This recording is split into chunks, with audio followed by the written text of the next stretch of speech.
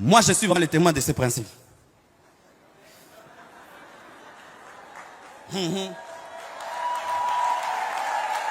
Je peux vous témoigner. Pendant tout mon célibat, je fus un pasteur pauvre, mais prêchant la sainteté. Et Dieu me disait, je te bénirai, mais quand tu vas te marier. Alors je pensais, je présumais que j'épouserais la fille d'un ministre ou j'épouserais une riche héritière. Et le jour que j'ai vu ma femme, et vous savez comment je l'ai épousée? Ben, je tardais de me marier. L'église grandissait, mais le pasteur toujours célibataire.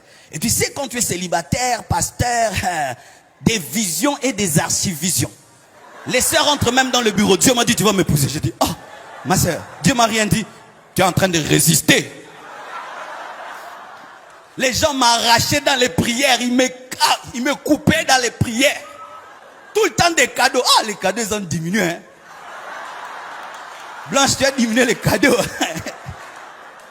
Alléluia. Et alors j'ai prié Dieu, j'ai prié. C'était dur. C'est parmi les périodes les plus difficiles de ma vie. Et un jour, un ami me dit, Marcelo, Dieu me dit de te dire de décrire ta femme. Je dis, quoi? De décrire ta femme.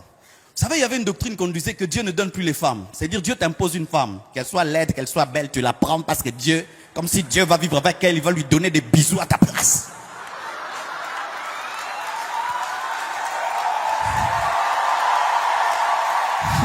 Ne vous mariez jamais par prophétie. Ce n'est pas le prophète qui va vivre avec cette femme. Mariez-vous par amour. Même s'il y a la vision et la prophétie, tu dois l'aimer. Tu dois l'aimer. Vous voyez quand je la vois là, donc je sens. I feel anointing.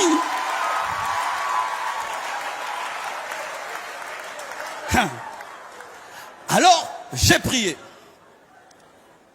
Il me dit, Dieu me dit que tu décrives ta femme. Alors j'ai décrit, j'ai dit ça va. Comme je suis court, il ne faut pas que les enfants soient courts. Que Dieu me donne une femme qui soit grande. Comme ça, les enfants profitent même de sa longueur. Que Dieu me donne une femme comme ça. J'ai décrit. Mais c'était une femme que j'avais jamais vue. Le lendemain, je vais au bureau en train de recevoir. Pendant que je reçois, en ce temps-là, mon bureau, il était bizarre. Il n'y avait qu'une porte de sortie, pas de fenêtre. Tout le monde était devant. Ah, nous venons de loin, bien-aimés. De trop loin.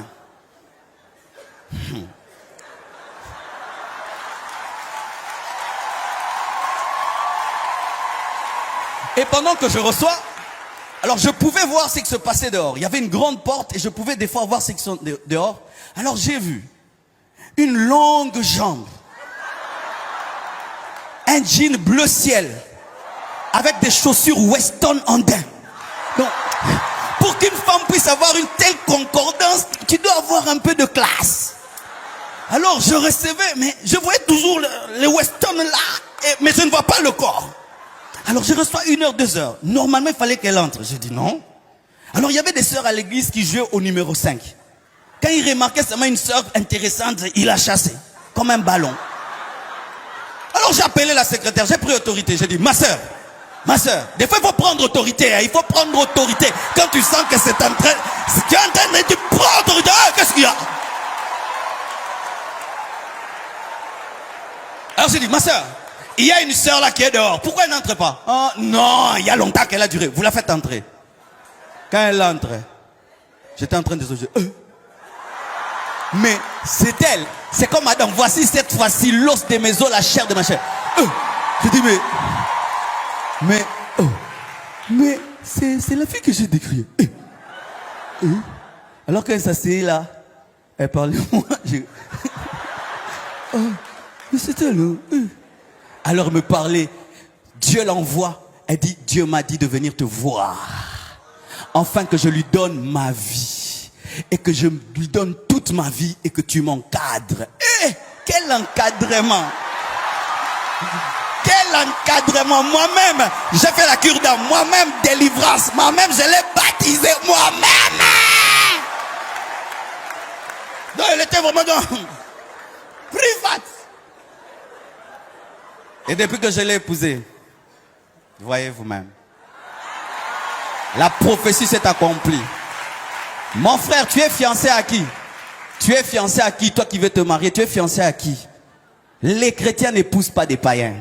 Les chrétiens n'épousent pas des païens. Lorsque tu veux épouser un païen, c'est comme un homme qui veut épouser un animal. Parce que la Bible dit que ce sont des hommes animaux. Est-ce que tu peux épouser un cochon? Est-ce que tu peux vivre avec un chien? Est-ce que tu peux vivre avec un serpent? Est-ce que tu peux vivre avec un lion? Bien aimé, ne prenez pas à la légère le mariage. Je vous dis, ne prenez pas à la légère le mariage. Ne prenez pas à la légère le mariage. Vous voyez comment je prêche là? Elle ne m'a pas énervé, elle me donne la paix, elle me donne la joie, elle m'encourage, donc elle me distrait pas. Mais imagine, tu vas aller prêcher. Tu vas encore dire quoi là-bas? Derrière la chemise là ne te va pas. Mais toi, il sait que tu as dit hier.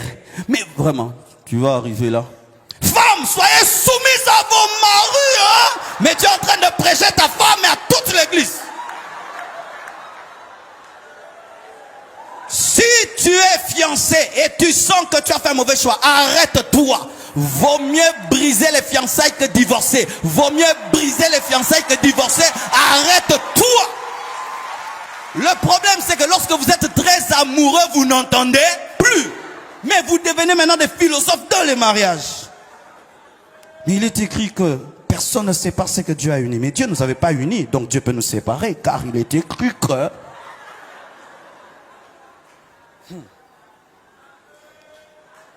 Si tu as trouvé la femme de ta destinée, l'homme de ta destinée, prends-en soin. Le problème des fois c'est quoi? Lorsque tu as une bonne personne, tu ignores sa valeur. Tu ignores sa valeur. Tu penses que ce n'est pas une grâce, c'est une grâce que d'épouser un bon mari. Un mari qui ne te trompe pas.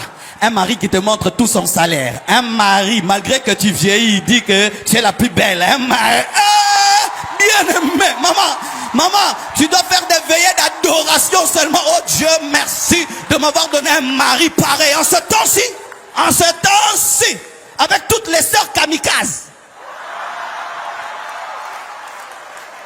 Tu as une femme soumise. Tu dis, chaussure, elle amène la chaussure. Chaussette, elle amène la chaussette. Pantalon, elle amène le pantalon. Papa. En ce temps-ci, où les sœurs regardent les Kardashians. Elle dit, mais je suis fatigué, mais tu peux pas l'amener toute seule. Mais dis donc, mais là, mais tu m'as épousé pour être un esclave. L'émancipation de la femme, l'égalité, la parité.